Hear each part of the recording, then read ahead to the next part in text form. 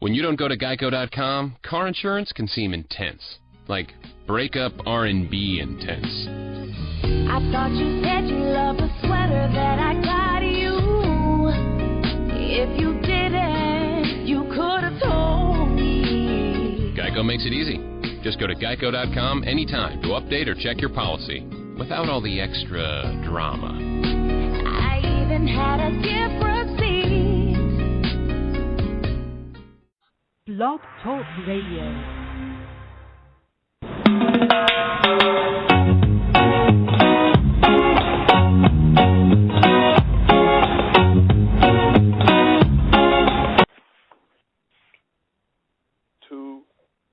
Welcome, folks. It's Chris Taylor here from Jamaicans.com, and it's always a pleasure for me to introduce or engage with interesting, innovative, influential folks.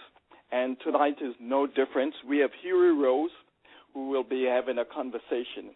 And to conduct the conversation is my partner, Janice Maxwell. Let me give you a little introduction to Hughie Rose if you have not been fortunate enough to hear about him. He was born and resides in the UK. His parents are from Jamaican heritage. He is a great entrepreneur. He's a radio host, political activist, a Pan-Africanist. He is currently the UK chair of the new Black Panther Party, the NBPP, and member of the Jamaican Diaspora UK. His philosophy states, I face all levels of racism when standing up for human rights, justice, and equality for black people. So look out for a very engaging, inspirational engagement with Hughie Rose. Take it away, Janice. Oh, thanks, Chris. Hughie, we really appreciate you spending some time with us from London. How's everything? Everything is going fantastic, Janice, and thank you, Chris, for the introduction. And I'm looking forward to get black straight to you on this interview. You know, although you were born in the UK, you exhibit a deep conviction to Jamaica. How did your Jamaican parents foster that?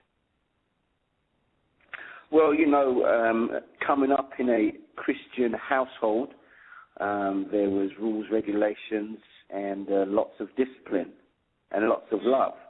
And so this fostering of Jamaican heritage was instilled for me as a young child. And so we never lost contact with our Jamaican heritage and our Jamaican knowledge. And Mum and Dad always instilled that in us growing up. Yeah, I see. What wisdom would you share with the folks in the diaspora to encourage their cultural identity? Well, first and foremost, that they need to know themselves and to reconnect with Africa. A great starting point for me and for many others, I would say, would be to research the history of Marcus Mosiah Garvey in the illustrious book, Philosophy and Opinions of Marcus Mosiah Garvey. And he, I think, would be the first place to start, being a staunch Jamaican and also the only person in history to have galvanized 6 million members in his organization at a time where we had no internet, we had no email, we had no mobile phone, we had no fax. And so for him to raise up an organization of 6 million members meant that this was somebody who came before his time. Yes, and he wasn't before his time. He came at the right time.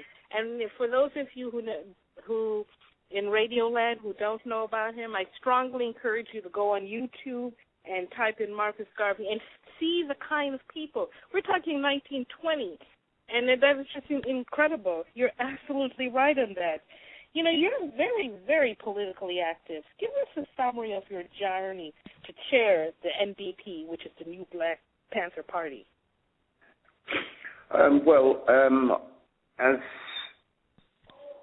As a young man, after leaving school, I went to sell life insurance, to become an insurance salesperson.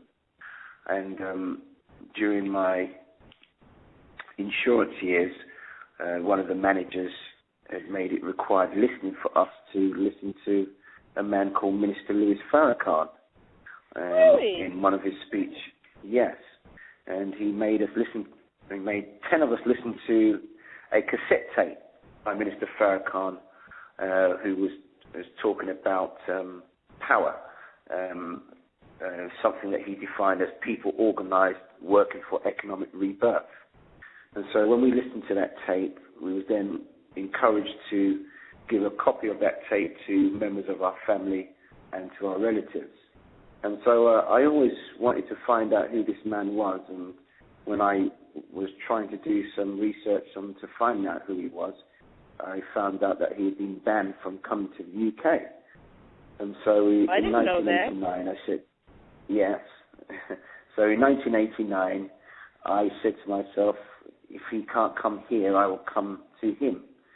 So I left England in 89, and I travelled to America, and I was in Washington, D.C., and was sitting down in a bakery, and next to the bakery, they had a shop that was playing Minister Farrakhan tapes. So I asked, how can I get to meet this guy? And they said, oh, you can go over to the mosque in east of Washington, D.C., and they will help you from there. And so I got to meet and hear Minister Farrakhan in person, and then got to meet his illustrious student, Dr. Khalid Muhammad, when he came to Washington, D.C. and spoke at Howard, or should I say Coward University, because he was always upset when he came onto campus to speak to the students. And that was my journey. And then many years later, I then relinked when I got back to England and became the chairperson or the chairman of the UK chapter of the New Black Panther Party. So that was my journey on to getting involved with the New Black Panther Party. Yes. But in addition for being, politically active, you're also a very engaging entrepreneur. Share your journey about that, and what are the things that you can do to encourage blacks in general and Jamaicans in particular become entrepreneurs? Because really, at the state of where we're at on the country or in the diaspora, entrepreneurship really is the only option for us at this point. Well, like I said, from the age of 18, I rather than going into university, I ventured straight into a sales career in the insurance business. And so since the age of 18, I have always been working for myself. I've never had a 9-to-5 job, so to speak. I've never had anybody tell me what time to come in, when I can take a break or when I can go on holiday. I've always been entrepreneurial and worked for myself. And, one of the things my manager used to always tell me, he said that if you ain't going to sell, you're going to go to hell. And so if you think about everything that you have on your person, somebody either sold it to you or you had to buy it, whether it be from a pencil all the way up to a home.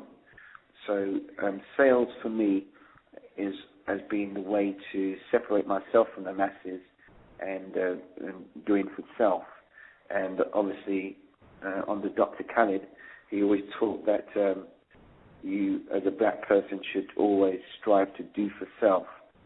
And that's the path I've been on. And being coming from a Jamaican parentage, I would also encourage those that are in Jamaica that they should look for opportunities and grab hold of opportunities and go for it. They should never, ever be in a position where they think that they have to depend on somebody to give them a paycheck when they can go out and make a paycheck for themselves. Absolutely. I agree with you on that. But how do you see this playing out in a developing country? via Jamaica? Well, there's so much opportunity out there. It's just for them to harness it and see it for themselves. Because if you take, for instance, Africa has got 80% of the world's minerals and resources.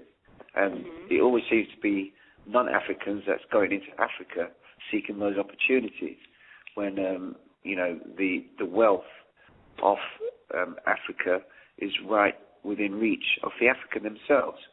And so literally, I see diamonds are under their feet. Literally. That's right.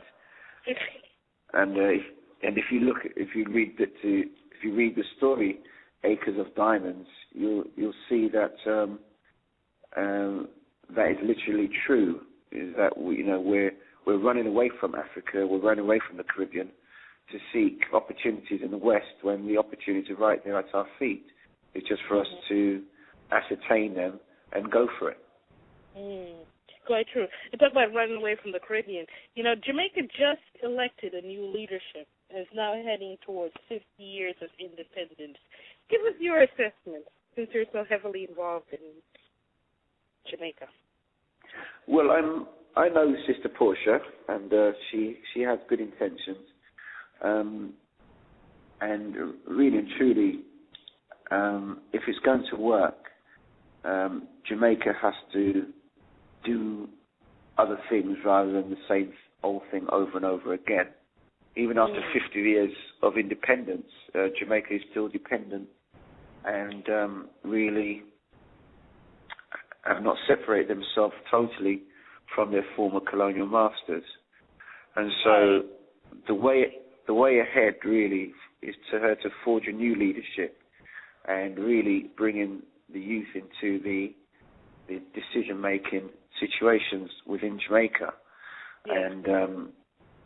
and stop being dependent on the IMF and the World Bank, and look within to see what can be done. Because right now, rather than the GDP of the country being within Jamaica, the GDP of the country is based on remittances coming from overseas. And, that should really be the number one thing within a country with so much opportunity, such as Jamaica. Right. We should start producing and exporting more. That's right. So Jamaica needs to be doing more exporting than importing. And not only that, the fact that the diaspora, they say there's 2 million Jamaicans on the island, but then there's 3 million off the island. So if we're actually Jamaicans on the island would actually produce, then the Jamaican diaspora, they're in an economic position to actually buy what is being produced in Jamaica. So it's a matter of creating an import-export, not with China, but an import-export relationship with the diaspora, don't you think? Yeah, 100% correct. There's a lot of influence that can be made from those outside, such as diasporans. And I think being the London Regional Coordinator for the Jamaica Diaspora Group here, we are charting that way in which we can influence some type of change within Jamaica in what we do here in the UK. Okay. And being a diasporan in the UK, what would be a good model for the diasporans to adopt to support their native land, besides sending remittances, but creating it where the dollar actually bounces, or in your case, the pound bounces 2, 3, 4 times in the Jamaican community? Because I'm sure, at least in the U.S., okay, and I'm just saying the Black American community, the dollar doesn't bounce not once, maybe once, but if you go into the Asian community or the Jewish community, we're talking the dollar bounces 4, 5, 6 times, sometimes 10 times before it actually leaves the community. And I wonder, is that the situation in London, where the dollar, whether it's the black dollar for black Britishers or the pound, does it bounce one time in the black community or 2, 3 times in the Jamaican community, dear? I mean, how does it work over there?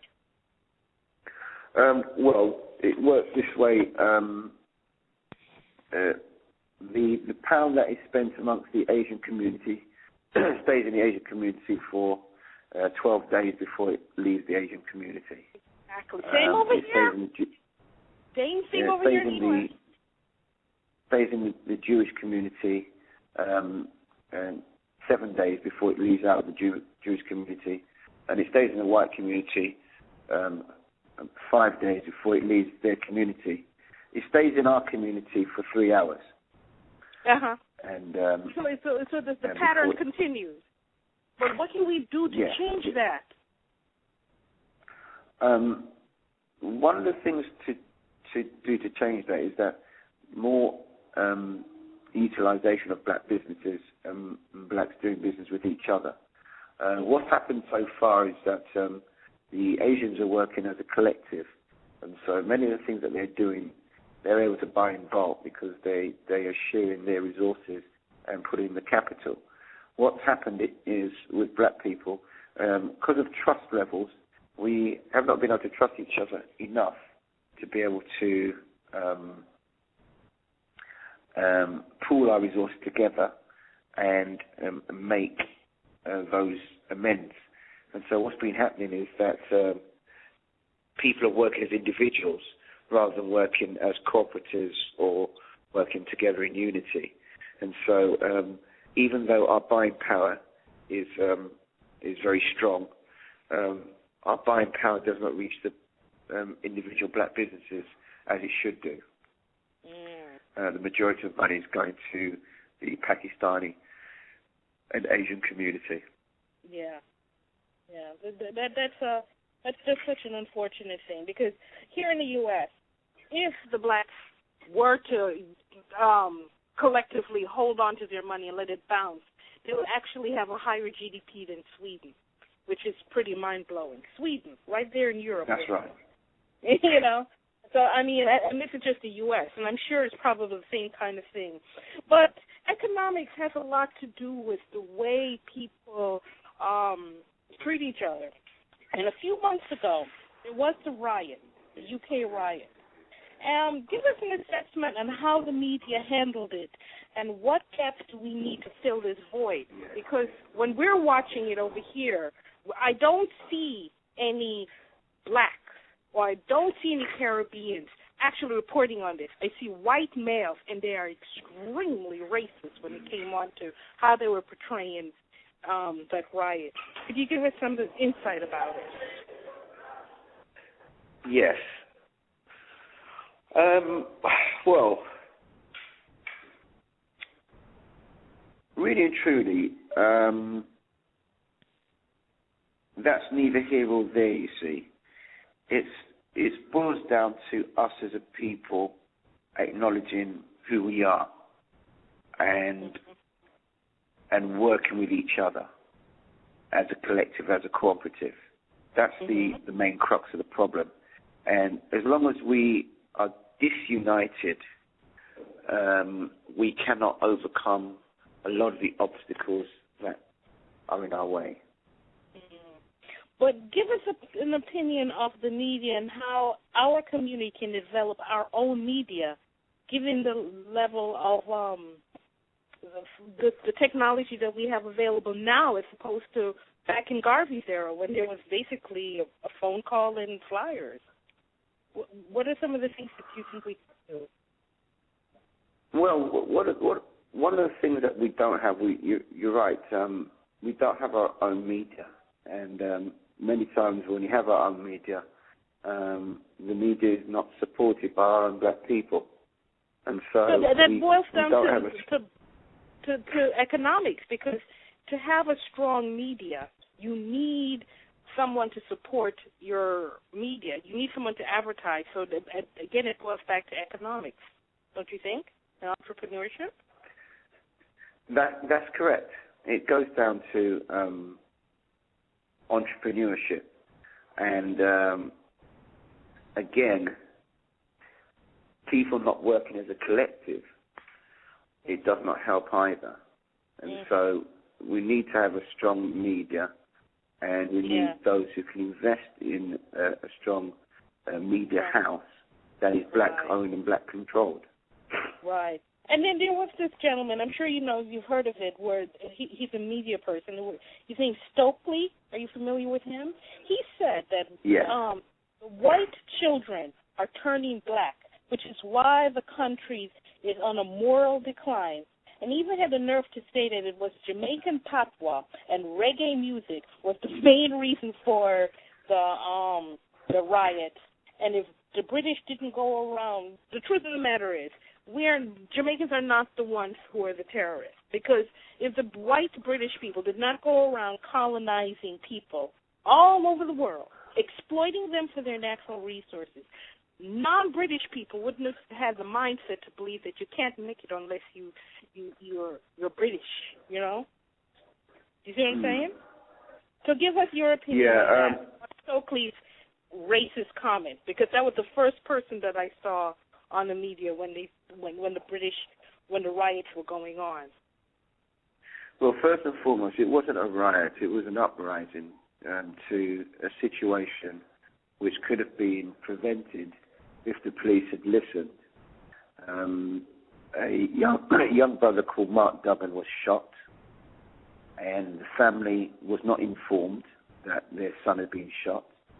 So the family and friends and relatives went to the police station wanting to get some answers as to why their son was shot. And the police reluctantly did not want to give them any answers.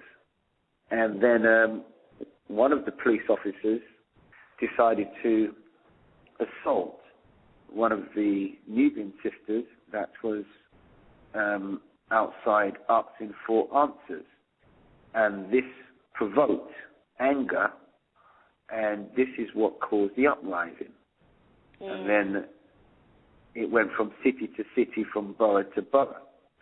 But people who saw an opportunity to take advantage of it then started to do other things, untoward things, that had nothing to do with the original uprising. And so the media did not see that as an uprising. They just recognized it as a riot. But on the same hand, when the same thing happened in Libya, rather than they supporting the Libyan government for trying to restore order and discipline to the streets, they backed the rebels, they backed the rioters, and they were happy that people were rioting in Libya. So, you can see the double standard that another country can cause riots, and they're recognized as heroes. But when it happens in your own backyard, these people are recognized as louts and criminals and such forth. And so the British government has a lot to answer for, because they have not, as yet, ever convicted anybody for killing any black youth in England, even though hundreds of us have died in custody. Oh, yes, here in the U.S. too. But would you juxtapose this incident to the Stephen Lawrence incident? And if you could tell people a little bit about Stephen Lawrence. Yeah, Stephen Lawrence was a young black brother that who was walking home one evening with his friend Dwayne, and whilst at the bus stop was attacked by a gang of 5 racist whites, and was stabbed and was killed. A very promising student who'd never ever been in trouble before, and they killed him in his prime. And so would that be similar to what happened? I wouldn't say it was similar to what happened with Trayvon. This had more of a racist twist to it than the Trayvon one was. And a lot of police cover-up and a lot of errors in the midst of it. They have been brought to trial now after so many years, and there have been some convictions now after so many years. But it shouldn't have taken 18 years for any family to get justice. Unbelievable. And so, just on Friday, just gone, both mothers. Sorry? I'm letting you finish. Yeah, both mothers met on Friday in London, Trayvon's mother and Stephen Lawrence's mother, to talk about both of their situations, which was very well attended in London. Well, that's good to hear. It's good to hear that you're having the worldwide support, and it just goes to show you that you cannot just sit by and let this constant overt racism continue among black youth or black people in general, whether it's in here, in the diaspora, or wherever. But I want to end this interview on a positive note.